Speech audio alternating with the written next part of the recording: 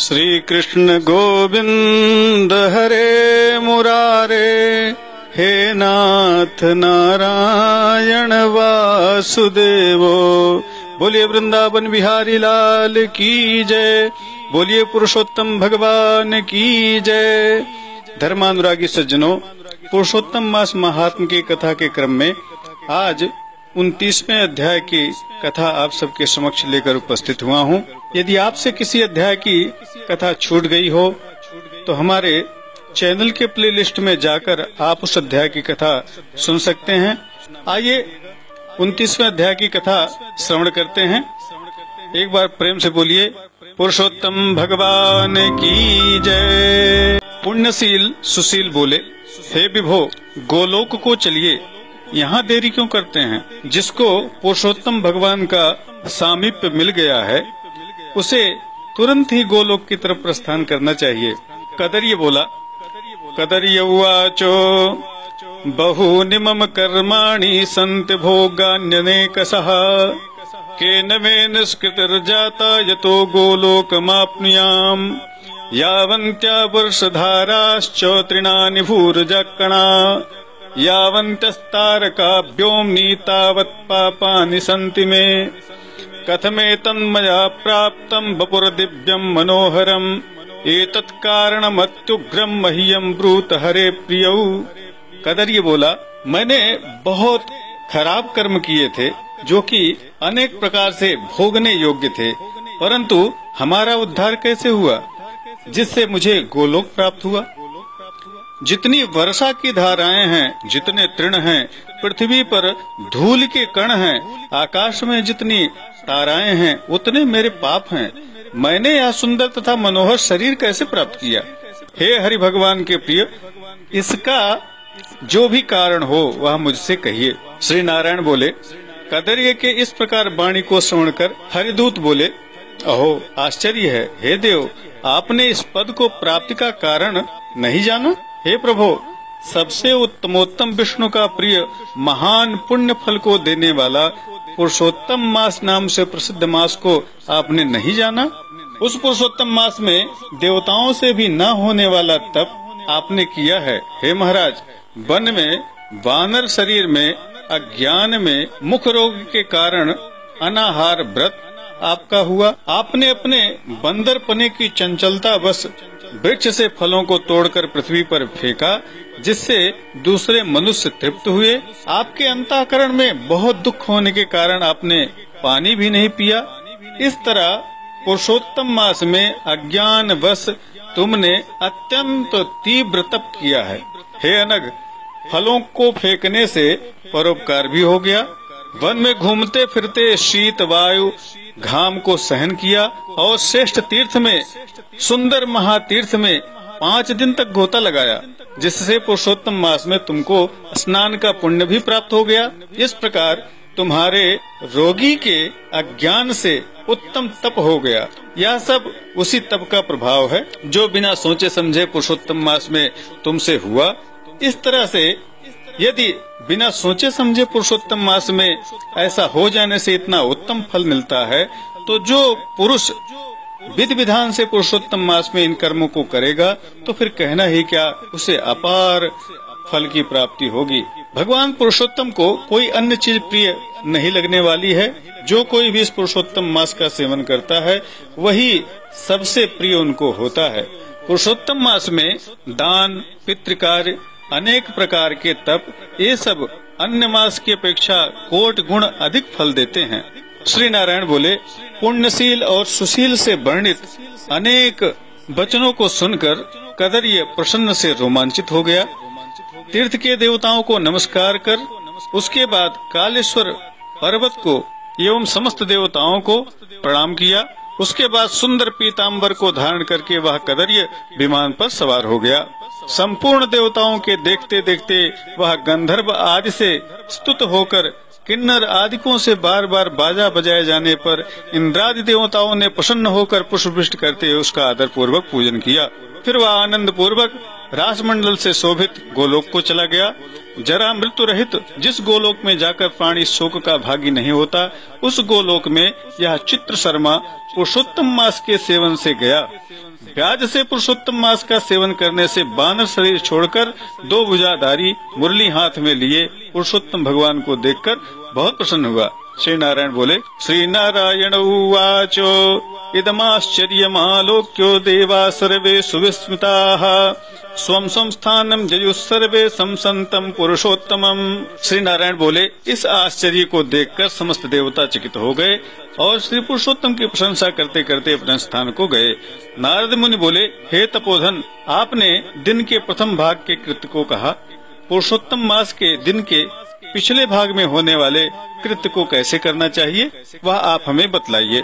श्री नारायण बोले, प्रातः काल के कृत्य को विधिपूर्वक समाप्त कर मध्याह्न में होने वाली संध्या को कर तर्पण करे।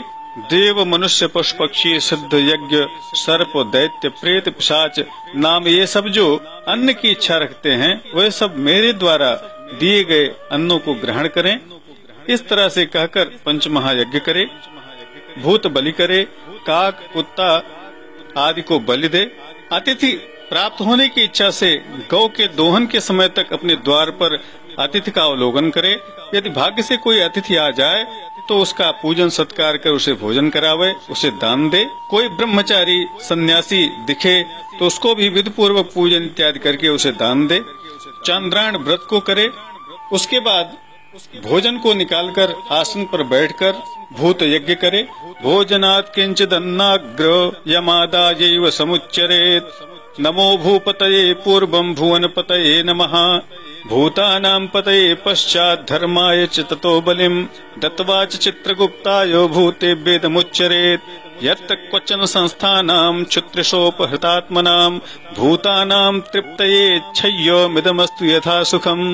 भोजन करते समय कुछ अन्न लेकर इस प्रकार कहे, भूपतये नमः, भुवन पतये नमः, भूतानां पतये नमः। इस तरह से कहकर धर्मराज को बल दे। उसके बाद ओम प्राणाय स्वाहा, ओम अपानाय स्वाहा, ओम व्यानाय स्वाहा, ओम उदानाय स्वाहा, ओम समानाय स्वाहा, इस तरह से प्रणव पूर्वक उच्चारण करके 5 ग्रास अन्न निकाले। मनुष्य को 8 ग्रास भोजन के लिए कहा है, वानप्रस्थ आश्रमी को 16 ग्रास भोजन के लिए कहा है, गृहस्थ आश्रमी को 32 ग्रास और ब्रह्मचारी को अपरिमित ग्रास भोजन के लिए कहा है। द्विज को शास्त्र के विरुद्ध भक्ष्य भोज्य आदि पदार्थों को नहीं खाना चाहिए।